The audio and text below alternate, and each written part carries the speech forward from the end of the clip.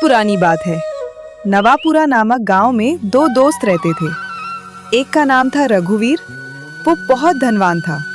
उसका बड़ा पत्थरों वाला मकान, ऊंची दीवारें, नौकर चाकर और चारों तरफ वैभव दिखाई देता था। दूसरा था उसका बचपन का दोस्त देवकरण। देवकरण बहुत गरीब था। उसका छोटा सा मिट्टी का घर, टूटी खपरेल की छत और बस एक पुराना चूल्हा, मगर उसका दिल सोने जैसा।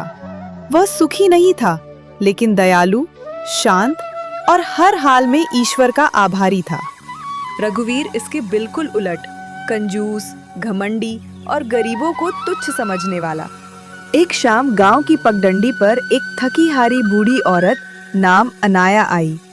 सफेद बाल, लेकिन आंखों में जीवन की रोशनी। कदम भारी, पर उम्मीद बाकी। वो सबसे पहले रघुवीर के बड़े चौड़े दरवाजे पर पहुंची। धीरे से उसने दस्तक दी। बेटा, मैं बहुत दूर से आई हूँ, बहुत थक गई हूँ। क्या एक रात का आसरा और थोड़ा खाना मिल सकता है? रघुवीर ने उसे ऊपर से नीचे तक देखा और तिरस्कार से बोला, अरे बुढ़िया, मेरी हवेली को धर्मशाला समझा है क्या? गंदे कपड़ों वाली लोग यहाँ नहीं रुकते। जाओ, सामने जो टूटा हुआ घर है ना, वहाँ मेरा दोस्त देवकरण रहता है। गरीब लोगों को खुश करने का शौक है उसे। जाओ वहीं, मुझे मत परेशान कर। अनाया की आंखों में एक पल के लिए दर्द चमका, पर उसने कुछ कहा नहीं। ठीक है बेटा, ईश्वर तुम्हें सद्बुद्धि दे। वह धीरे धीरे देवकरण के घर की ओर बढ़ गई।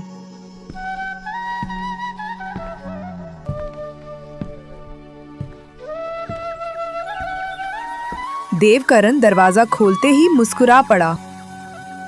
अरे माता जी, इतनी धूप में खड़ी हैं, अंदर आइए, अभी आइए। पहले पानी पीजिए, फिर आराम से बैठकर बात करेंगे। अनाया ने उसकी आंखों में सच्चाई देख ली। बेटा, एक रात रुक जाऊं, बहुत थक गई हूँ। माता जी, ये तो आपका अपना घर है। हमारे पास थोड़ा है, लेकिन दिल बहुत है। आप आराम से रहिए। देवकरण ने अपने हिस्से की रोटी, दाल और पानी परोसा। माता जी, हमारे पास बस इतना है, लेकिन जो भी है दिल से है। बेटा, तुम्हारा दिल सोने से भी ज्यादा कीमती है। धीरे धीरे उसने अपना जीवन का दर्द सुनाना शुरू किया। वो बोलने लगी, 50 साल पहले मैं इसी नवापुरा गांव में रहती थी।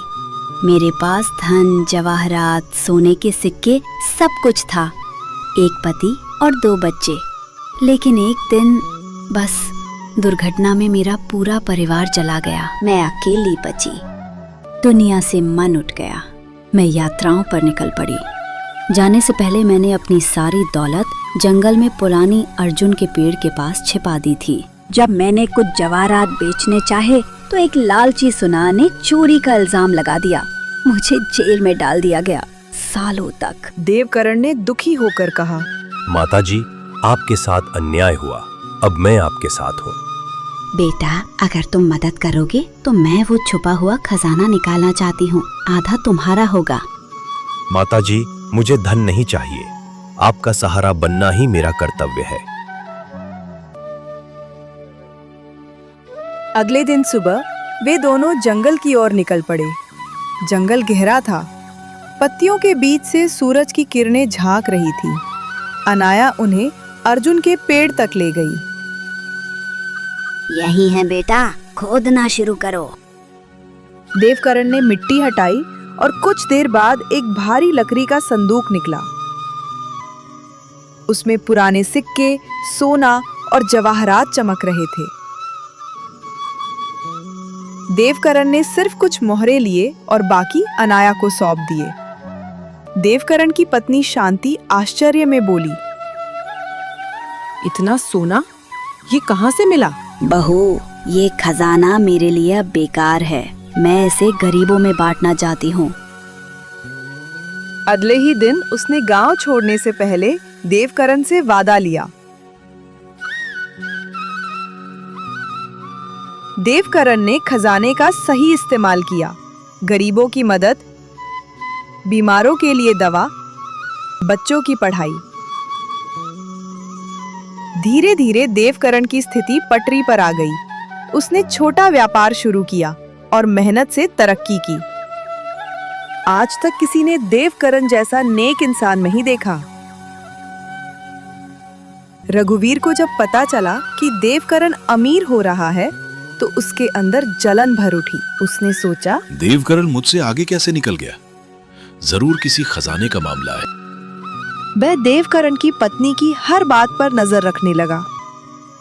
एक दिन छिपते छिपाते उसने अनाया को गांव लौटते देखा और उसका पीछा किया। अनाया देवकरण से बोली, जंगल में एक और खजाना है, मैं शायद अब वापस ना आ सकूं, तुम इसे निकाल लेना बेटा। रघुवीर ने सब सुन लिया और मन में लालच भर लिया। ये खजाना मेरा होगा। देवकरण ने रात में जाकर खजाना निकाल लिया और घर में छिपा दिया। अगली रात रघुवीर फावड़ा लेकर गया। अरे, खजाना तो यहाँ है ही नहीं। वो गुस्से में मिट्टी पर फावड़ा मारता रहा, लेकिन खाली हाथ रह गया। उधर गांव में उसके घर पर अचानक आग लग गई। उसकी सारी दौलत, हवेली, सामान सब जल गया। रघुवीर रोते हुए बोला, मैं खत्म हो गया, सब कुछ खो दी। उसकी पत्नी ने कहा, ये सब तुम्हारे लालच की वजह से हुआ है। कुछ हफ्ते बाद अनाया गांव लौटी। लोग हैरान थे, पर देवकरण ने उसे अत्यंत सम्मान से घर में बैठाया। ये देखिए माताजी, आपका खजाना सुरक्षित रखा है। अनाया भावुक हो गई। बेटा, तुम्हारा दिल सबसे अनमोल है। अब ये खजाना तुम्हारा है, मैं बूढ़ी हूँ, इसका क्या करूँगी?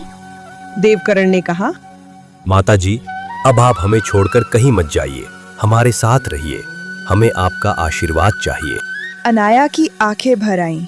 आज तुमने मुझे फिर परिवार का सुख दे दिया, मैं यहीं रहूंगी बेटा। देवकरण, उसकी पत्नी शांति और अनाया तीनों ने मिलकर गांव में सेवा और प्रेम का दीपक जलाए रखा। लोग कहते, असली खजाना सोने का नहीं, दिल का होता है। इस कहानी से हमें यह सीख मिलती है कि सच्ची दोस्ती और इंसानियत धन दौलत से कहीं अधिक मूल्यवान होती है। कठिन समय में जो व्यक्ति बिना स्वार्थ के साथ खड़ा रहता है, वही हमारा वास्तविक शुभचिंतक होता है। अहंकार और घमंड इंसान को अकेला कर देते हैं, जबकि विनम्रता, दया और नेकी इंसान को सम्मान और सुख दोनों दिलाती हैं। जीवन में धन आ जा सकता है, लेकिन अच्छे कर्म, अच्छा व्यवहार और सच्चा दिल हमेशा इंसान को आगे बढ़ाते हैं। और आखिरकार किस्मत भी उसी का साथ देती है जो ईमानदारी और सद्भाव से चलता है।